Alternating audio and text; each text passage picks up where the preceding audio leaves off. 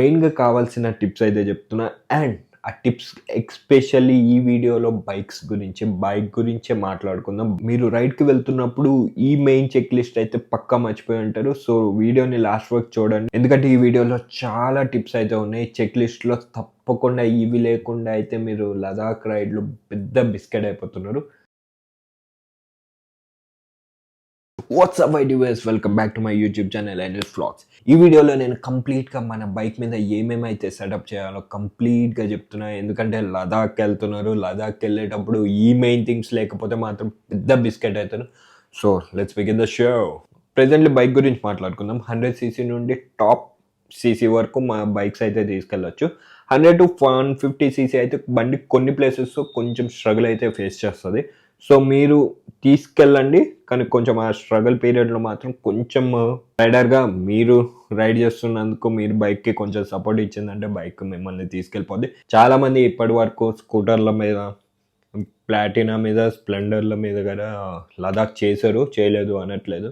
Activa మీద కూడా చేశారు. యాక్టివా మీద 18 years వాళ్ళు కూడా చాలామంది చేశారు. అండ్ మీరు కూడా 150cc నుండి చేద్దాం అనుకుంటే మాత్రం థమ్స్ అప్. కొంతమంది R15 అండ్ RC బైకులు కూడా వేసుకెళ్లారు. అండ్ బైక్ మిమ్మల్ని తీసుకెళ్తుంది అండ్ బైక్ మిమ్మల్ని తీసుకొస్తుంది. కానీ నేను చెప్తున్నా కదా, ఆ బైక్ని అనవసరంగా లేకి తీసుకెళ్లారని మీరైతే కుక్క పెట్టి ఏడుస్తారు.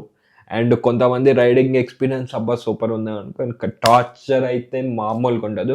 అండ్ ఫ్యూచర్లో కూడా చాలామంది ఆ ఫేస్ చేస్తారు, ఆ పెయిన్, ఆ స్ట్రగుల్ అనేది కొంచెం ఫ్యూచర్లో కదా. So max to max avoid చేయండి అది. మనం ఫ్యూచర్లో మంచి మంచి బైకులు చాలా చాలా తీసుకెళ్ళచ్చు. R15 RC ట్రై చేయకండి. అండ్ ఇప్పటి వరకు అయితే చాలా మంది వెళ్ళారు, ఓకే, కానీ ఆ వీడియోలో మీరు చూసుంటే వాళ్ళు పడ్డ స్ట్రగుల్ మీకు అర్థమవుతుంది. సో R15 RC ఇలాంటి స్పోర్ట్ కేటగిరీ బైక్స్ని కొంచెం అవాయిడ్ చేయండి. లదాఖ్ ఇప్పటి వరకు మన హైదరాబాద్ నుండి చాలా అంటే చాలా మంది రైడర్స్ వెళ్ళారు. మీకు ఆ రైడర్స్ చెప్పండి ఏంటంటే, బైక్ లదాఖ్ సిరీస్ లదాఖ్ నుండి వచ్చిన తర్వాత కానీ, లేకపోతే లదాఖ్ మిడిల్ ఆఫ్ ద, లేకపోతే డెడ్ ఎండ్ అక్కడ కానీ మేజర్ పార్ట్స్ అయితే హ్యాండ్ ఇచ్చేస్తాయి. క్లచ్ ప్లేట్స్ బర్న్ అయిపోవడం కానీ, లేకపోతే చైన్ కిట్స్ దొబ్బేయడం కానీ, ఇలాంటి మేజర్ షాక్ అబ్జర్వ్స్, లీక్స్, ఈ 3 థింగ్స్ అయితే పక్కాగా ఫేస్ చేసి ఉంటారు లదాఖ్లో. సో మీరు ఓన్ వెహికల్ తీసుకెళ్లేటప్పుడు అయితే ఈ మేజర్ థింగ్స్ని ఒక్కసారి చెక్ చేసుకోండి. Shock absorbers if 2 years old, అప్పటి వరకు shock absorb, front shock absorbers seals మార్చలేదు అంటే మాత్రం ఒకసారి చెక్ చేసుకొని వెళ్ళండి. అండ్ క్లచ్ ప్లేట్స్ పక్కాగా అంటే పక్కాగా బర్న్ అయితే, హెవీగా బర్న్ అవుతాయి. అండ్ క్లచ్ ప్లేట్స్ చాలామంది వ్లాగ్స్లో నేనైతే చూసా, 79, ఇప్పుడు 100%లో ఒక 60% మేజర్ ఛాన్సెస్ ఉంటే క్లచ్ ప్లేట్స్ బర్న్ అవ్వడం. ఎందుకంటే హాఫ్ క్లచ్లో ఫుల్ రేసింగ్ ఇచ్చి మూమెంట్ ఉండదు కాబట్టి ఆ మూమెంటంకి ఫుల్ రేసింగ్ ఇచ్చి క్లచ్ ప్లేట్స్ని బర్న్ చేస్తారు.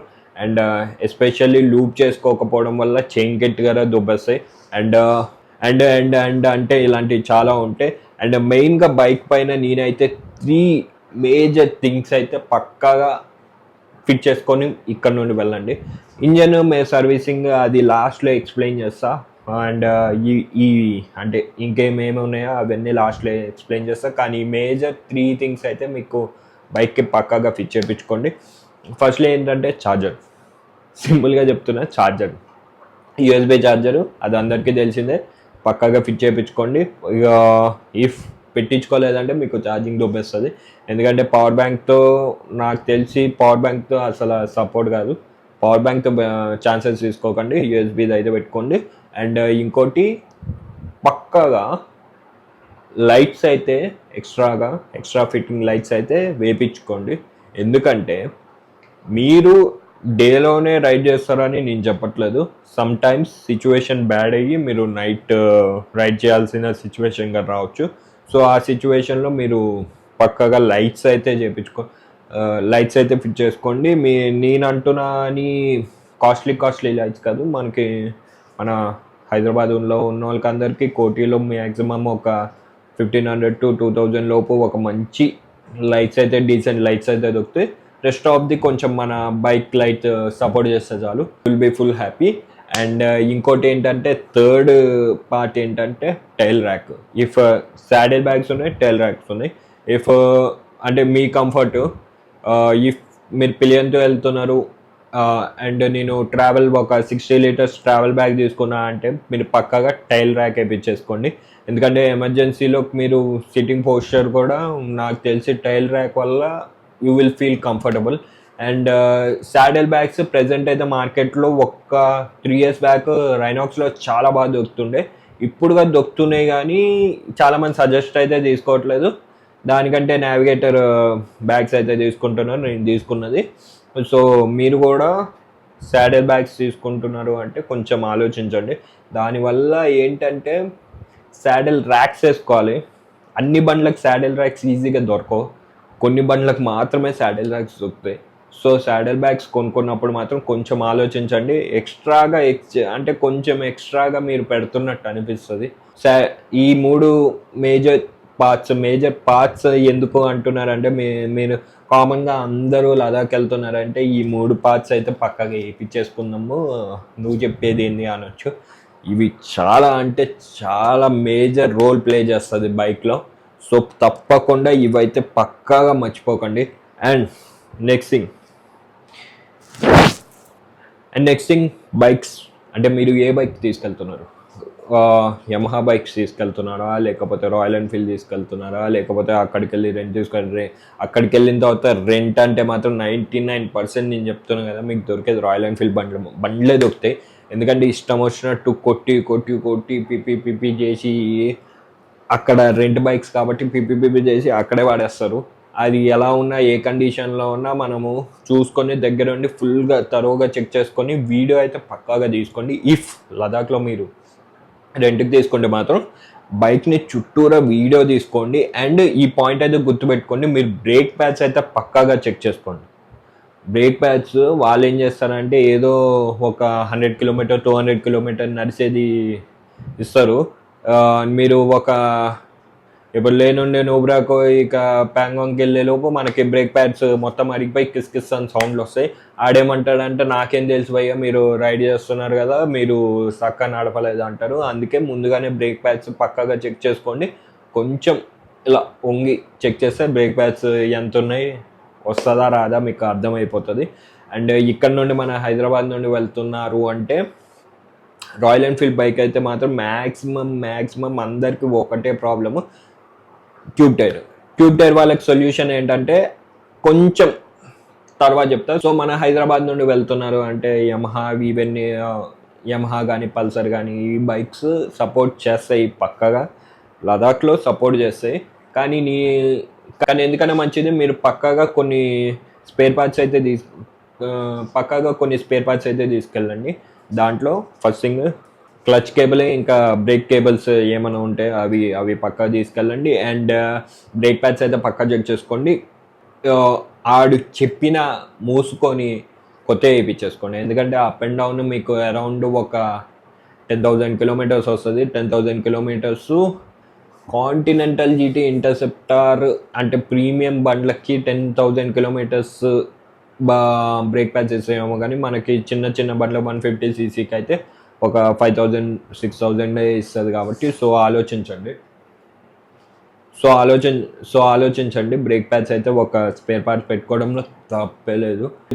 ఇంకోటి ఏంటంటే టైర్స్ ఒకసారి ఎంత పర్సెంటేజ్ ఓన్ అయిందో చూసుకోండి. మినిమం నేను చెప్తుంది ఏంటంటే 70% ఆఫ్ ది థ్రెడ్ అయితే ఉండాలి అక్కడికి వెళ్తున్నారు అంటే.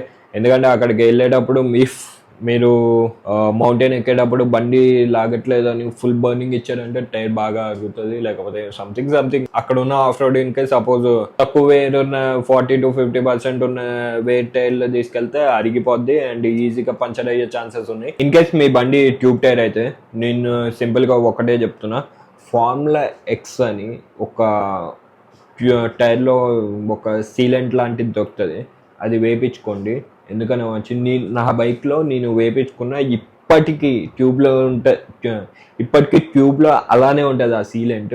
అండ్ అప్పటి నుండి ఇప్పుడు వరకు మీరు నమ్మరు కానీ నా టైర్ ఇప్పుడు వరకు ఒక్కసారి కూడా పంచర్ అవ్వలేదు. ఆ సీలెంట్ ఇంకా నా ట్యూబ్లోనే అలానే ఉంటుంది. మేబీ పంచర్ అయిన తర్వాత కొంచెం క్వాంటిటీ తగ్గుండొచ్చు, కానీ మొన్న కొత్తగా టైర్ వేయించుకున్నప్పుడు అయితే ఇంకా సీలెంట్ అలానే ఉంది. నేనైతే మీకు పక్కగా సజెస్ట్ చేస్తున్నా, ఫార్ములా ఎక్స్ అని మీరు గూగుల్లో కొట్టారంటే మీకు హైదరాబాద్లో లొకేషన్ కూడా చూపిస్తుంది. ట్యూబ్ టైర్ అయితే మన రాయల్ ఎన్ఫీల్డ్ కానీ ఇంకా వేరే వేరే మేజర్గా రాయల్ ఎన్ఫీల్డ్కే ట్యూబ్ టైర్స్ ఎక్కువ ఉన్నాయి కాబట్టి మీరు ఫార్ములా ఎక్స్ సీలెంట్ అయితే వేయించుకొని ఇక్కడ నుండి రైడ్ చేయండి. మన హైదరాబాద్ నుండి మీరు లదాఖ్ వెళ్తున్నారు కాబట్టి ఇక్కడే సర్వీసింగ్ చేయించుకోండి. అండ్ సర్వీసింగ్ చేయించుకున్న తర్వాత direct me maximum chances of servicing ఎక్కడ అంటే లేలోనే మీకు ఆల్మోస్ట్ 4,000 to 5,000 కిలోమీటర్స్ దగ్గరలో వచ్చేస్తారు కాబట్టి లదాఖ్లో ఒక 2 to 3 days బ్రేక్ తీసుకుంటారు కాబట్టి అక్కడ మీరు బైక్ సర్వీసింగ్ అయితే చేయించుకోండి. రాయల్ ఎన్ఫీల్డ్ అయితే పక్కాగా ఉంటాయి అండ్ వేరే వేరే బ్రాండ్ బైకులు సర్వీసింగ్ కూడా ఉంటాయి. సో ఒకసారి ఆన్లైన్లో అయితే చెక్ చేసుకోండి, మీకు అక్కడ సర్వీసింగ్ దొరుకుతుందో దొరకదో. ఇఫ్ ఇన్ కేస్ దొరకట్లేదు, మీ బ్రాండ్ బైక్కి సర్వీసింగ్ అక్కడ దొరకట్లేదు అంటే మ్యాక్సిమం నేను ఈ వీడియోలో చెప్పిన స్పేర్ పార్ట్స్ అన్నీ తీసుకెళ్ళండి. మళ్ళీ మీకు ఒకసారి చెప్తున్నా, clutch cables, brake cables and brake pads, lights fit చేయించుకోండి, యూఎస్బి పక్కా పెట్టించుకోండి. అండ్ టైల్ ర్యాక్ అది డిపెండ్స్ అపాన్ ఇఫ్ పిలియన్ లేడు అంటే బంగీ కార్డ్స్ తోటి జస్ట్ మన బ్యాక్ సైడ్ అలా టై చేసుకుంటే సరిపోతుంది. ఇంకో మేజర్ థింగ్ ఏంటంటే బైక్లో మీకు ఫ్యూజ్ పిన్స్ ఉంటాయి చూడు, ఫ్యూజ్ పిన్స్ తప్పకుండా తీసుకెళ్ళండి. ఎందుకంటే కొన్నిసార్లు వాటర్ క్రాసింగ్లో వెళ్ళి వచ్చినప్పుడు అండ్ ఎక్స్ట్రా ఫిట్టింగ్స్ ఉంటాయి కదా, లైట్ ఫిట్టింగ్స్, దానివల్ల ఫ్యూజ్ ఎగిరిపోయే ఛాన్సెస్ ఉంటాయి. అండ్ మీరు అలాంటి ప్లేసెస్లో ఫ్యూజ్ ఎగిరిపోయి బైక్ స్టార్ట్ అవ్వలేదు అంటే జస్ట్ ఒక matter of 8 rupees to 10-20 rupees matter. దాని గురించి మీరు సఫర్ అవ్వడం చాలా అంటే చాలా ఇబ్బంది ఫేస్ అవ్వాలి. దానికంటే ఎందుకు ఎక్స్ట్రాగా ఒక ఫ్యూజ్ చిన్న బాక్స్, ఎక్స్ట్రా ఫ్యూజ్లు ఏమేమి ఉన్నాయో మొత్తం ఒకసారి చెక్ చేసుకొని అన్నీ 1-2 అని పడేసుకోండి.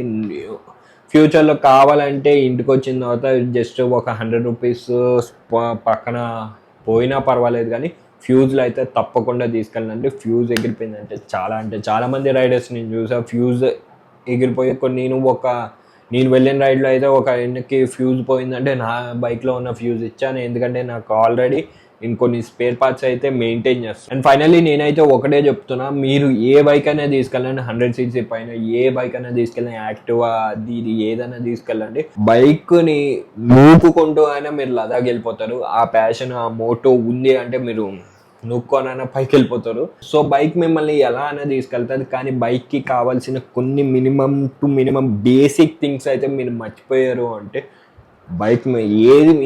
బైక్కి ఏమీ చేయలేదు. ఎందుకంటే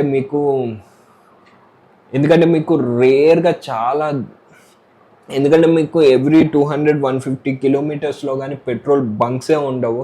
అలాంటిది మీకు మ్యాక్సిమం ఎక్కడన్నా మీకు అటు ఇటుగా పంచర్ షాపులు దొరుకుతుందేమో, కానీ బైక్ సర్వీసింగ్ అయితే మాత్రం మీకు అంత ఈజీగా ఛాన్సే లేదు. బేసిక్గా కొన్ని ఫిట్టింగ్స్ అలా చేసిస్తాడేమో, కానీ మీకు ఎక్కడైనా చిన్న టౌన్ దొరికినప్పుడు బేసిక్ ఫిట్టింగ్ చేసిస్తాడేమో, కానీ ఎలక్ట్రికల్ ప్రాబ్లమ్స్ కానీ మీకు ఇలాంటి క్లచ్ కేబుల్స్ ఇలాంటివి పోతే మాత్రం వాళ్ళు స్పేర్ పార్ట్స్ దొరికి సావవు. మన బైక్ స్పేర్ పార్ట్స్ కొన్ని తీసుకెళ్దాం, మినిమం కొన్ని నేను ఈ వీడియోలో చెప్పినవి అయితే మీరు తీసుకెళ్ళారు అంటే ఫిట్టింగ్ చేసిస్తాడు. అండ్ మీరు చాలామంది వ్లాగుల్లో ఇప్పటికీ కొంతమంది రీల్లో కూడా పెడుతున్నారు, అవి లేవు ఇవి లేవు, ఆ ఫిట్టింగ్ వల్ల ప్రాబ్లం, ఈ ఫిట్టింగ్ ఆ బ్రేక్ ప్యాడ్స్ లేవు, ఆ కేబుల్స్ లేవు, నేను లదాఖ్లో ఇంత ఇబ్బంది పడ్డా, ఏం లేవు. అలాంటివన్నీ వీళ్ళు చేసే ఇలాంటి చిన్నవి తీసుకెళ్ళకపోవడమే. అంటే ముందుగానే మీ బైక్ని మిమ్మల్ని ప్రిపేర్ చేస్తున్నాం. నువ్వు ఆల్రెడీ ప్రిపేర్ అయ్యావు కాబట్టి మీ బైక్ని మినిమం నువ్వు ప్రిపేర్ చేయాల్సిందే. ట్యూబ్లెస్ అయితే వెరీ మచ్ హ్యాపీ. జస్ట్ మీరు పంచర్ కిట్ తీసుకెళ్ళండి. పంచర్ కిట్ అయితే పక్కాగా తీసుకెళ్ళండి. ట్యూబ్లెస్ అయితే పంచర్ కిట్ పక్కాగా ఎక్స్ట్రా ఒకటి తీసుకెళ్ళండి. మేబీ స్టిక్కీ ఉంటాయి చూడు, అవి ఒక ఎక్స్ట్రా స్పేర్